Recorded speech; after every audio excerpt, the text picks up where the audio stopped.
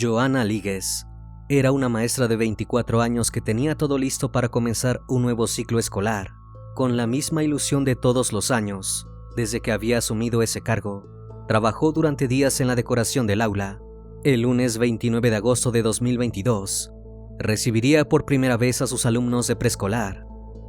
Pero el gran día llegó, y Johanna no se presentó a trabajar. Esto resultó extraño para sus compañeros, ya que no habían recibido un aviso previo sobre su ausencia, y conocían su sentido de la responsabilidad y puntualidad. Su ausencia levantó sospechas inmediatas, pero no fue hasta 2 días más tarde que supieron el motivo de su falta. Sus familiares tenían un mal presentimiento. Creían que algo malo podría haberle ocurrido, porque hacía 2 días que Johanna no se comunicaba con ellos.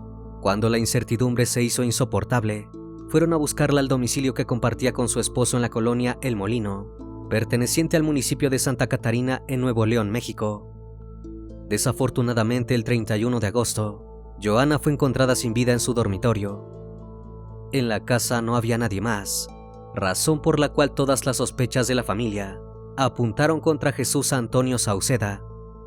Las autoridades policiales comenzaron una investigación, no solo para descubrir la verdad detrás del posible feminicidio de la maestra, sino también para dar con el paradero del principal sospechoso, quien se encontraba prófugo. Buenas noches, bienvenidos al Criminalista Nocturno.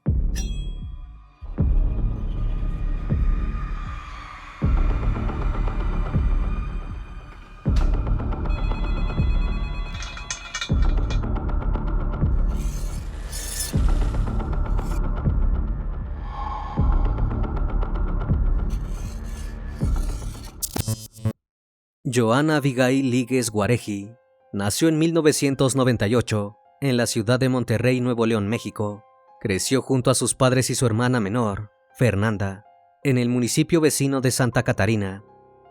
Desde pequeña fue considerada como una persona amable, sensible y con un profundo sentido de la responsabilidad, pero además se destacó por tener clara desde temprana edad cuál era su vocación. Johanna sentía pasión por la enseñanza y desde niña supo que quería dedicarse a la docencia. Siguiendo el camino que se había propuesto desde entonces, realizó sus estudios en la Escuela Normal Superior Miguel F. Martínez, donde en 2019 se graduó como licenciada en Educación Preescolar. Una vez que obtuvo el título, comenzó a trabajar de lo que siempre había soñado, en el Jardín de Niños Saturnino Herrán del municipio García. Esto quería decir que cada día recorría más de 20 kilómetros para llegar a su trabajo y luego 20 más para regresar a su hogar. Aún así, Johanna era una maestra entusiasta, detallista, alegre y profundamente comprometida con el bienestar de sus alumnos.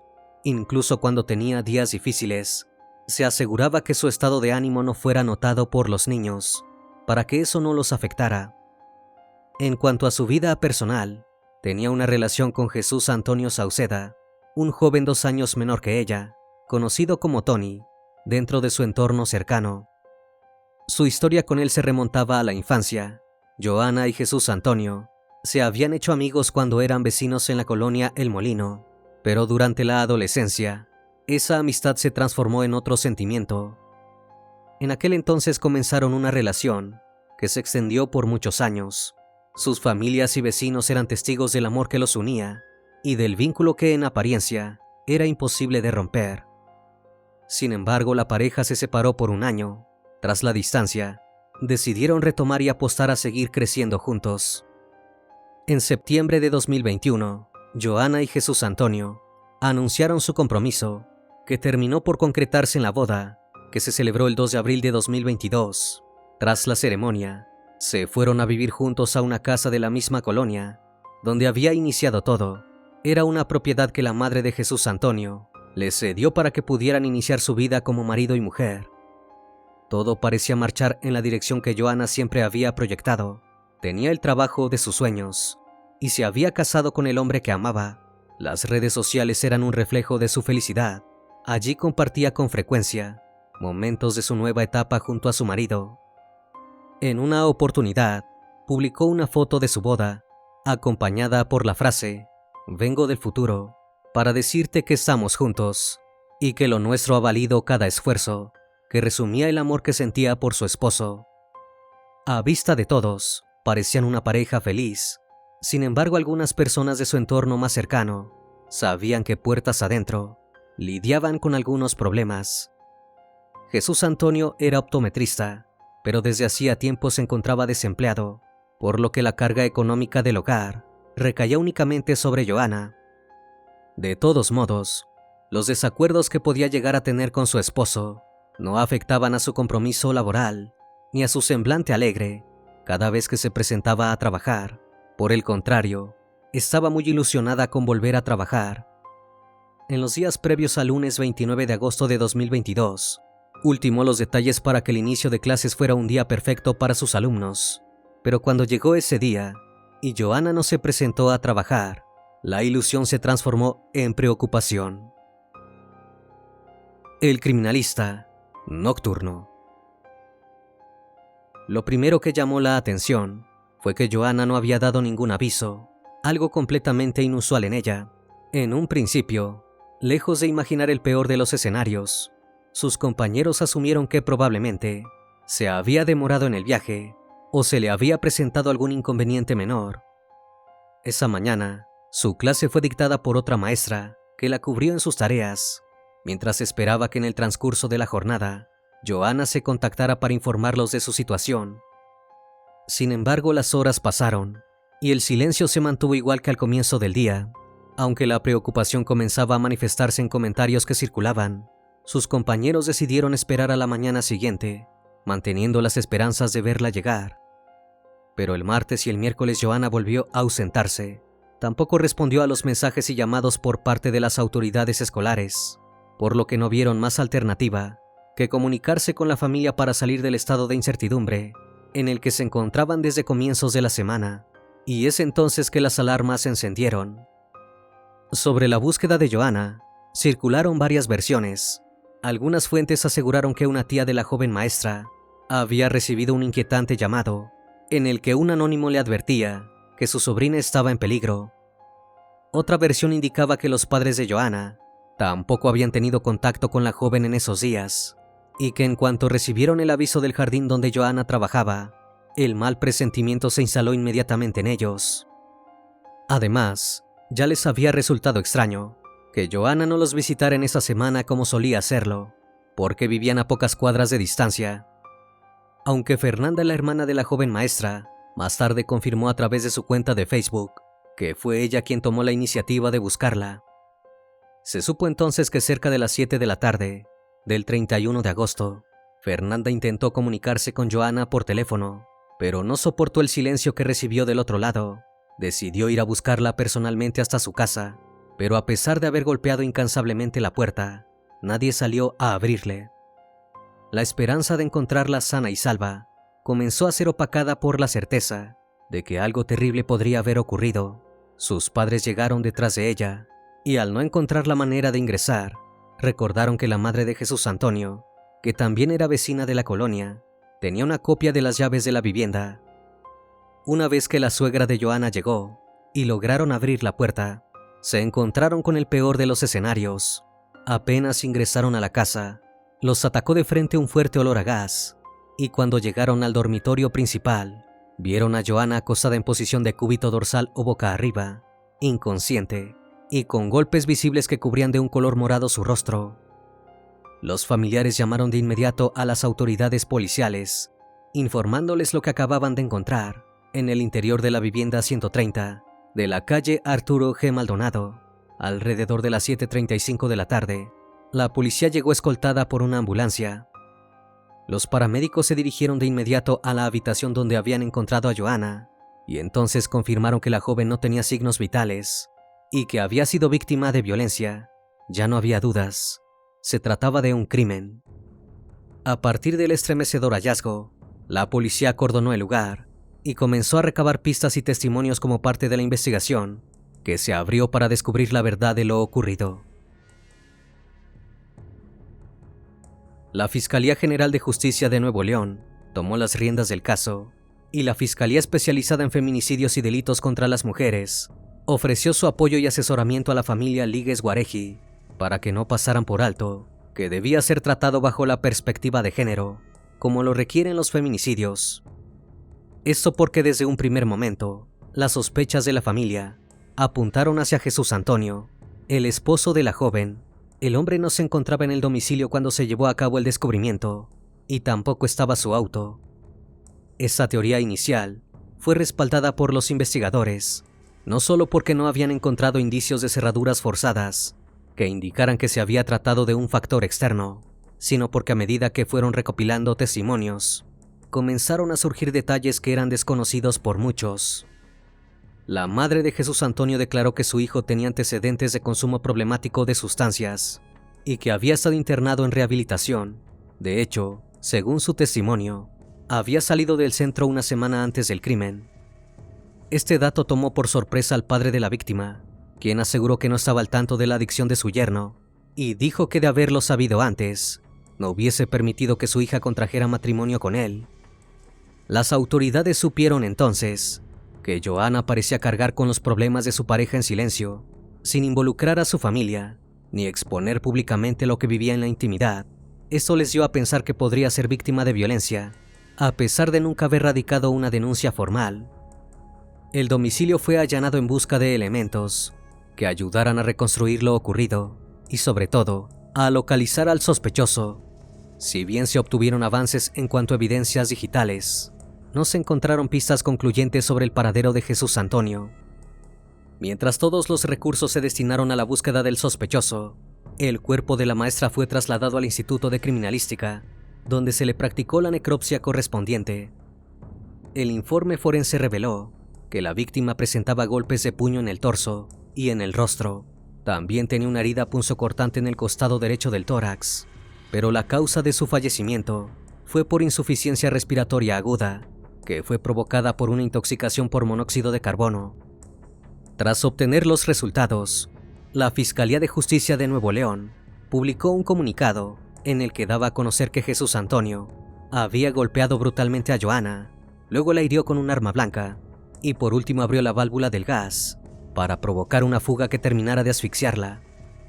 Se supo también que, de acuerdo a las pericias, el ataque habría ocurrido la noche del martes 30 de agosto, alrededor de las 9 de la noche. Este dato abrió una nueva incógnita que nunca fue respondida. Si la maestra había sido asesinada casi 24 horas antes de ser encontrada, ¿por qué se había ausentado a su trabajo el 29 de agosto? Es decir, un día antes. La pregunta dio lugar a que los investigadores elaboraran una teoría que respondiera al motivo por el cual Jesús Antonio le habría quitado la vida a su reciente esposa. Descubrieron a través de pericias digitales que días antes de los hechos se habían sustraído 150,000 pesos mexicanos de la cuenta de Johanna. La información obtenida les dio a pensar que la pelea de la pareja había iniciado cuando Johanna, al descubrir que su esposo le había robado ese dinero para comprar sustancias, decidió enfrentarlo. Frente a esa actitud inesperada por parte de su esposa, Jesús Antonio habría arremetido contra ella con un grado de violencia desmedido. En consecuencia, un juez de control dictó una orden de aprehensión contra Jesús Antonio Sauceda, acusado por el feminicidio de Johanna Líguez. Finalmente, el 2 de septiembre de 2022, 2 días después de que se encontrara el cuerpo de la maestra, la Fiscalía General de Justicia de Nuevo León dio a conocer a través de un comunicado que elementos de la Agencia Estatal de Investigaciones, en colaboración con la Secretaría de Seguridad Pública del Estado, habían logrado la detención del principal sospechoso del crimen. En el documento se detalló que Jesús Antonio, de 22 años, fue arrestado por delito flagrante, es decir, por estar cometiendo un delito en el momento, y no particularmente por el crimen de Johanna, aunque sería cuestión de días hasta que se le vinculara a proceso por el feminicidio del que estaba acusado. Horas más tarde, fuentes periodísticas dieron a conocer distintas versiones sobre el contexto en el que se produjo la detención. Se supo que pasado el mediodía del 2 de diciembre, la recepcionista de un motel llamó a las autoridades porque un huésped estaba provocando disturbios en una de las habitaciones. Algunos medios mencionaron que cuando los agentes llegaron al lugar, habrían encontrado al sospechoso en posesión de sustancias ilícitas y un arma de fuego, mientras que otros aseguraron que se habría enfrentado a las autoridades tras negarse a abandonar la habitación, algo que en términos judiciales se conoce como resistencia de particulares. Lo cierto fue que a partir de ese momento, Jesús Antonio ya no tuvo escapatoria. Permaneció en un centro de reinserción social estatal, a la espera de que se diera inicio el proceso judicial en su contra. El 10 de septiembre se llevó a cabo una audiencia, celebrada por la Fiscalía Especializada en Feminicidios y Delitos contra las Mujeres, a la que Jesús Antonio se presentó a través de una videoconferencia. En esa primera instancia, el acusado fue vinculado a proceso por el delito de resistencia de particulares, debido a su comportamiento al momento de la detención, y se le impuso la prisión preventiva durante 25 días, plazo que se le dio a la Fiscalía para terminar de recabar las pesquisas relacionadas al feminicidio de Johanna. Días más tarde, un juez de control lo vinculó a proceso por el delito de feminicidio, basándose en las pruebas presentadas por la Fiscalía General de Justicia de Nuevo León. El juicio contra Jesús Antonio Sauceda comenzó en noviembre de 2023. Durante el proceso, la Fiscalía Especializada en Feminicidios y Delitos Cometidos contra las Mujeres presentó pruebas contundentes que demostraban la responsabilidad de Jesús Antonio en el fallecimiento de su esposa. Se determinó que el acusado había mantenido conductas de odio hacia la víctima, manifestadas en actos violentos y crueles, valiéndose de la superioridad física que tenía en relación a Johanna. La Fiscalía también aseguró que Jesús Antonio se había aprovechado de la relación sentimental, afectiva y de confianza que existía entre los dos para agredirla sin compasión hasta alcanzar el deceso de la víctima. Aunque los argumentos por parte de la defensa del acusado no se dieron a conocer públicamente, se supo que no fueron suficientes para convencer al tribunal de considerar su inocencia. Contemplando que las evidencias materiales, periciales y documentales presentadas por la Fiscalía General no dejaban lugar a dudas sobre su culpabilidad, el 23 de noviembre de 2023, Jesús Antonio Sauceda fue condenado a 45 años y 3 días de prisión. Además de la pena privativa de la libertad, se le impuso una multa equivalente a 4.000 cuotas de unidad de medida y actualización en concepto de indemnización monetaria a la familia de la joven y gastos funerarios, equivalentes a 452.560 pesos. Por último, las autoridades judiciales informaron que debía cumplir con un tratamiento médico-psicológico para tratar su consumo problemático.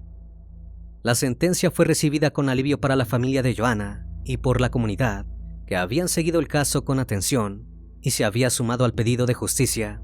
Sin embargo, meses después de la sentencia, la desilusión los golpeó una vez más.